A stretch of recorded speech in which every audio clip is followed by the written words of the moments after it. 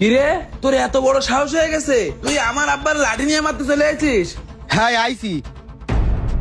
কি রে শাইন, ব্যাপারটা কি? তোর ছেলে আমারে মারার জন্য লাঠি নিয়ে চলে আসলো?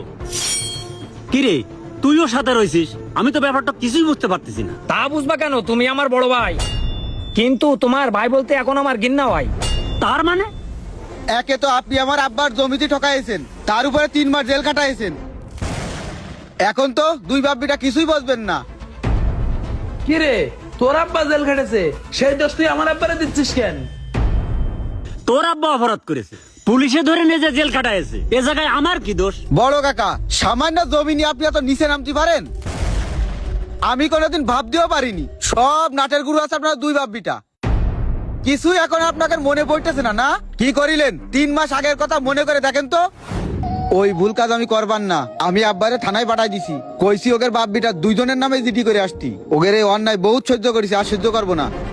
ভাই ভাই, কাকা তো বাজার থেকে পুলিশই ধরে নিয়ে গেছে। কি করছিস তুই? আমার আব্বারে বাজারেতে পুলিশই ধরে নিয়ে গেছে? দে চল দিন আমার সাথে। হ্যাঁ ভাই, তাড়াতাড়ি চলেন। জমি তো লিখেই নেছেন, তারপরে অন্যায় ভাবে 3 মাস জেলও খাটাইছেন। তুমি আমার বড় ভাই, জমির ভাগ তো ঠিক মতো দিলেই না, আরো 3 মাস জেল খাটালে তুমি কাজটা ঠিক করেছো? আমি যা করেছি ঠিক করেছি। কি অন্যায় করেছি তুই ক? আমাদের আব্বা রেখে গেছে 50 শতক জমি, তোরে 25 শতক দিছি, আমি 25 শতক নি। তুই ক এখানে অন্যায়টা কনে? আমাদের আব্বা তো ঠিক কাজ করেছে। আমার বাপ তো ঠিক কাজই করেছে। তোর বাপ 25 শতক জমি পাবে, 25 শতক জমি বুঝাই দিছে। কিন্তু তোর আব্বা তো নেমো খারাম। তোর আব্বা কি করলো? গ্রামে যত মাতব্বার আছে সবাই ডেকে নিয়ে এসে আমার আব্বারা সম্মানহানি করলো। আমার আব্বা একজন হাজি মানুষ, তার কি কোনো মান সম্মান নেই? বলো কাকা, আপনি সব ভুলে যান। আজ 20টা বছর ধরে আমার আব্বা আপনার আর আপনার পরিবারের পিছনে তা খরচ করেছে, আপনি জানেন না?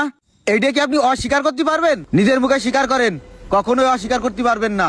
দেখেন, এই যে আপনার ছেলে, ও যে 10টা বছর বিদেশ খাইছে, ওর বিদেশ যাওয়ার টাকাটা দিল কিনা ভুলে গেছেন? আমার বাপ জমি বিক্রি করে টাকা দিয়েছে, সব ভুলে যাচ্ছেন না? ভাই, আমার সাথে তোমার শত্রুতা আছে, কিন্তু তুমি আমার জেল খাটাইছো, এতে আমার কোনো দুঃখ নেই। কিন্তু দুঃখ আমার একটাই, তুমি আমার সমস্ত পরিবারের নামে কেস করলে কেন? জবাব দাও। তুমি নাকি হাজি মানুষ, তুমি এ কাজ করলে কি করে? আমি যা করেছি সঠিক করেছি। তোর জন্য আমি কোথাও যাইতে পারি না। আমি মসজিদে যাইতে পারি না, রাস্তায় হাঁটতে পারি না, বাজারে যাইতে পারি না। যেখানেই যাই সবাই আমাকে ভুয়াজি বলে। কেস করবো না তো কি করবো? এই শোন, যা করেছি আমি ঠিকই করেছি। আমি কি আঙ্গুল চষবো? তোর জমি আমি তোরা বুঝাই দিছি না? গ্রামের লোক যে আপনারা ভুয়া হাজি কয়, এমনি এমনি কয়, আপনার দোষেই কয়। মসজিদে বসে বসে আপনি মানুষের ইনসাফ শিখান। আপনি আপনার ভাইয়ের সাথে কি কাজটা করেছেন? এটা কি ইনসাফের কাজ করেছেন? ইনসাফ করে নিতে কি করেছে? তোর আব্বা যে 25 শতক জমি পাবে, 25 শতক জমি কি বুঝাই দিনি? আমার আব্বার কি দোষ? তারপরেও তোরা আমার আব্বারে ভুয়া হাজি করছিস। এই তোরা যে এত বড় বড় কথা করছিস, তোর বাপ আমার বাপের সাথে কি করেছে? তোর বাপ আমার বাপের দিয়েছে ওই মাঠের 25 শতক জমি, আর তোর বাপ ওই যে রাস্তার কলের 25 শতক জমি নিয়েছে। এটা কি ঠিক করেছে?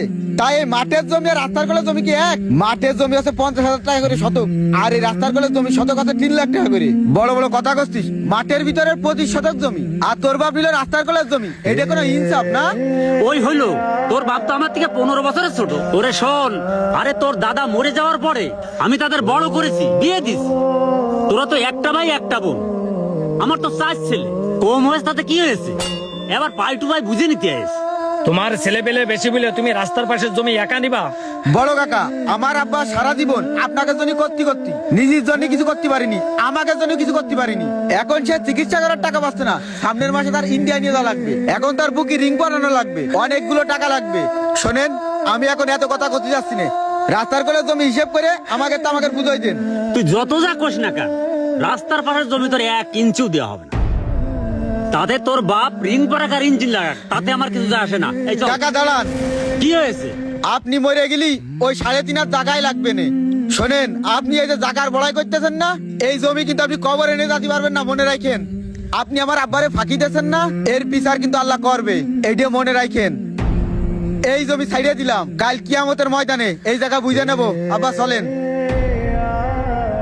পরের হক নষ্ট করলে পরকালে যেমন শাস্তি হবে, কেউ যদি পরের হক ফাঁকি দেয় তবে তাকে দুনিয়াতেই তার হক তাকে ফিরে দিতে হবে। কারণ আল্লাহ পাক জালেমগণকে সুযোগ দেন, কিন্তু জালেমের ব্যাপারে আল্লাহ পাক অমনোযোগী নন। আল্লাহ পাক বলেন, অবশ্যই আমি তাদের পাকড়াও করব, আর সেটা তারা কখনো বুঝতেও পারবে না। পেজটি ফলো করে দিবেন এবং ভিডিওটা শেয়ার করার অনুরোধ রইল।